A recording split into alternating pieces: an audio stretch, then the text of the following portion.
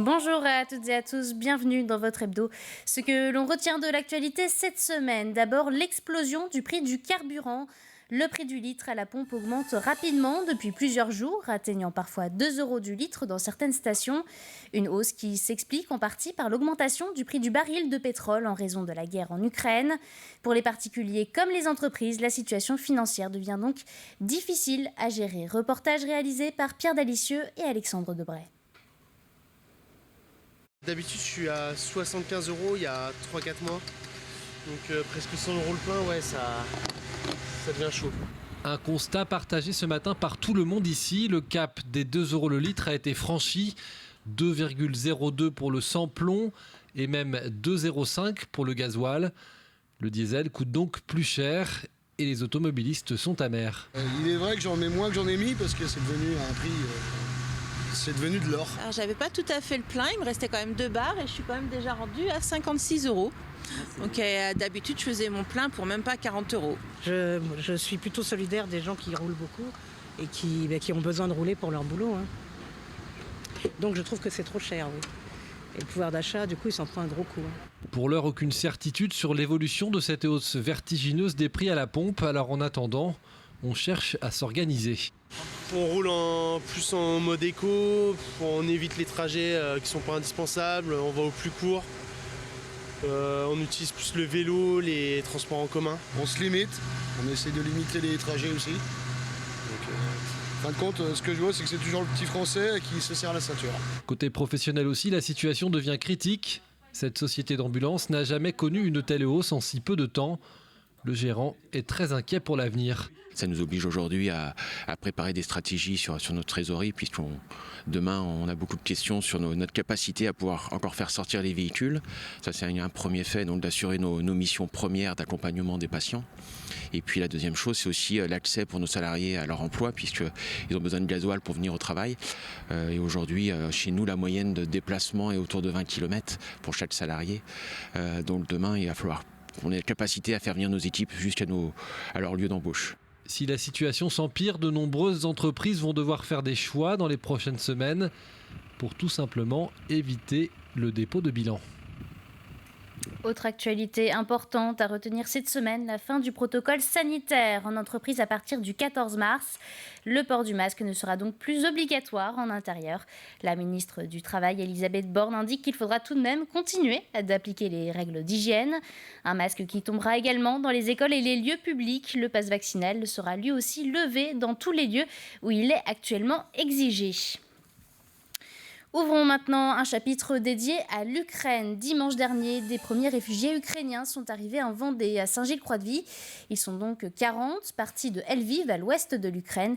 Il s'agit essentiellement de femmes et d'enfants. À leur arrivée, ces familles ont été accueillies par des Vendéens, membres de l'association Les Joyeux Petits Souliers. Ils se sont portés volontaires pour les héberger pour une durée indéterminée. Écoutez. On connaît par l'intermédiaire des danseurs et danseuses qu'on a reçus. On s'est beaucoup familiarisé avec ce pays et on ne pouvait que les accueillir dans les moments difficiles. Si on peut se rendre utile, on est juste en retraite, on a la maison, nos 4 enfants habitent dans le coin, ils sont prêts à nous aider, mais on a la maison adaptée pour accueillir, donc c'est très modeste, mais on fera comme on pourra pour qu'ils... essayer de faire qu'ils se sentent au mieux. C'est un soulagement car nous n'attendons pas les bombes, les sirènes, mais nous avons resté nos parents, le mari, et c'est un peu difficile. Les enfants, ils ont pleuré toute la route parce qu'ils ne comprennent pas pourquoi on est parti sans papa. Une aide aux Ukrainiens qui se poursuit à La Roche-sur-Yon. Jeudi, Sarah El Haïry, la secrétaire d'État chargée de la jeunesse et de l'engagement, était en déplacement en Vendée. Dans l'après-midi, elle s'est rendue au centre technique municipal de La Roche-sur-Yon. Les agents de la municipalité lui ont présenté le dispositif de collecte de matériel à destination du peuple ukrainien. L'élan de solidarité avec le peuple ukrainien, effectivement, est un élan extrêmement important partout dans notre pays, partout. Et fondamentalement, le plus important, parce que c'est une chaîne de solidarité, chacun peut prendre sa part, chacun peut faire quelque chose, que ce soit en étant bénévole, soit en donnant, soit en participant à des collectes, soit en faisant des pré-collectes. Mais le plus important, c'est que cet élan continue dans le temps. Toujours à propos de politique, une autre ministre était en déplacement en Vendée lundi. Il s'agit de Geneviève Darrieussecq, la ministre déléguée auprès de la ministre des Armées. Elle a rencontré les élèves de la classe de défense du collège Saint-Exupéry de Bellevigny. L'occasion pour elle de rappeler l'importance de la jeunesse dans l'engagement civique. J'ai mis en place un plan Ambition Armée Jeunesse qui rassemble un petit peu tout ce que nous faisons avec la jeunesse. Les armées et la jeunesse sont intimement liées. Il faut que vous sachiez quand même que les armées recrutent 27 000 jeunes par an. C'est le plus grand recruteur auprès de la jeunesse de France. Notre armée est jeune. Et que parler à la jeunesse, tout simplement, ça leur permet de découvrir les armées, de pouvoir peut-être avoir de l'appétence pour vouloir s'engager dans les armées.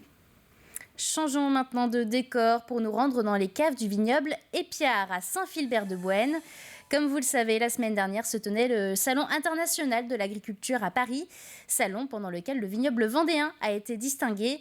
Les vignerons ont ainsi reçu une médaille d'or et une autre de bronze pour leur muscadet, récompense qui devient habituelle pour le vignoble puisqu'en 2020, il avait déjà remporté 2 médailles d'or. Une découverte signée Grégoire de Châtillon et Pierre Dalicieux. Donc ça, c'est le muscadet, tu sais, qui a été récompensé à Paris, la médaille de bronze. Donc il a juste été mis en bouteille la semaine dernière. Consommer le fruit de son travail est toujours une satisfaction, qui plus est quand il est récompensé. Il faut que je commande là, les macarons et puis les étiquettes. Et puis à partir de mi-avril, il va être disponible à la vente au vignoble. Sandrine et son frère, ici en photo, ont repris le vignoble de leurs parents il y a 10 ans. Des parents toujours à leur côté et qui vivent sur place au domaine. Les récompenses dans la famille, c'est une habitude, à l'image de ces trophées récoltés lors de différents concours depuis une vingtaine d'années. Nous avons toujours à cœur de faire bien, de faire des produits qui nous ressemblent. Donc, si vous voulez, tous les ans, on remet les compteurs à zéro et on travaille également avec notre œnologue de façon à avoir un vin qui ressemble, qui nous plaît, qui nous ressemble, mais qui aussi correspond aux attentes des consommateurs.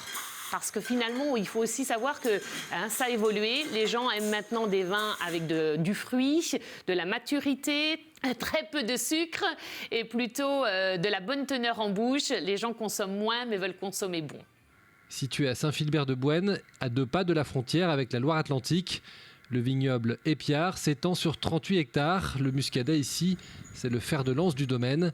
Un muscadet vendéen hissé à nouveau au top grâce à ses médailles de bronze et d'or au dernier concours général agricole de Paris. Pour nous, le concours général agricole à Paris, c'est le Graal. Pour nous, c'est le summum. Nous ne faisons pas de vin à l'export. Donc pour nous, c'est vraiment l'identité, le concours qui est reconnu. Et de par notre commercialisation dans les magasins locaux, uniquement sur la Vendée et la Loire-Atlantique, ce petit macaron sur un produit du terroir et en plus vendéen, c'est top au niveau de la commercialisation. Fruité et floral à la fois, c'est une belle reconnaissance pour les muscadets de ce vignoble vendéen. Un plaisir que l'on peut aussi retrouver à la cave. Le domaine Épiard est ouvert à la dégustation toute l'année. Incontournable avec les fruits de mer. Excellent. Tu vois, même moi, je trouvais que... Mardi se tenait la journée internationale des droits des femmes. Pour l'occasion, la communauté de communes Vendée Grand Littoral a signé un contrat local. L'objectif, s'engager à une plus grande efficacité face aux violentes faites aux femmes. Parmi les mesures concrètes, l'opération Sac à pain. 40 000 sacs vont ainsi être distribués dans les boulangeries locales. 40 000 sacs à pain vont être distribués. Sur ces sacs à pain, vous avez un violentomètre, ce qu'on appelle, qui permet, c'est une échelle qui permet de définir le critère d'urgence si une femme subit des violences conjugales, et avec bien sûr tous les numéros de téléphone des associations au recto de ce sac à pain. De la prévention aussi va être mise en place auprès des scolaires, parce que je pense qu'il faut aussi sensibiliser les jeunes sur ce problème-là. Sur Vendée Grand Littoral, en 2020, on a recensé 86 situations de violences conjugales. Et ce chiffre est en augmentation. En 2021, on n'a pas les chiffres encore définitifs. À mi-octobre 2021, on en était déjà à 115, c'est-à-dire 86, et on était à 115 alors que l'année n'était pas terminée. Donc c'est malheureusement un phénomène qui augmente, alors qui augmente parce qu'il y a aussi une libération de la parole, et ça c'est une très bonne chose, mais qui augmente parce que malheureusement on est dans une société de plus en plus violente, et donc il faut qu'il y ait une prise de conscience sur ces violences, et puis une réponse qui soit apportée par les pouvoirs publics dans leur diversité pour lutter contre ce phénomène. En France, en 2021, 113 femmes ont perdu la vie sous les coups de leur conjoint ou ex-conjoint. Focus donc sur la maison de protection des familles de la gendarmerie en Vendée. Elle est implantée dans le département depuis le 1er janvier 2022.